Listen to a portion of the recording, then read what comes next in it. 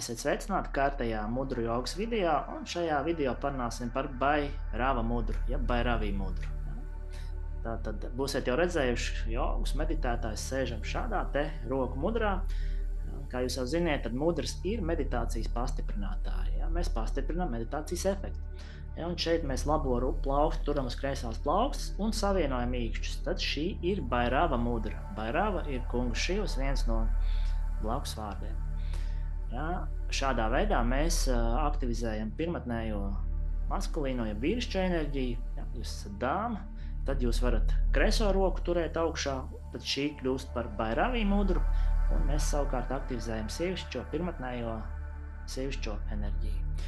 Ja? Tādas ir šīs mudras, ko viņas mums dod. Viņas mums palīdz sakārtot nervu sistēmu, palīdz mums iegrimt sevi, introversiju rada un palīdz fokusēt, koncentrēt prātu. Ja? Tāds ir šīs mudras uzdevums. Ja ar mudrām aizvien vēl esat uz jūs, tad varat vienkārši turēt plaukstas atvērts uz augšu, uz ceļgaliem šādi. Ja? Tas arī labs veids, kā meditēt, sevišķi. Ja jūs esat introverta persona, tad sevī vērsta, tad šādi rokas meditācijas laikā jums būs turēt vieglāk būs meditēt, ja? Jo šādi mēs arī rādam, ka mēs esam gatavi saņemt jogu, meditāciju, ja? Garīgas prakses un pieredzes.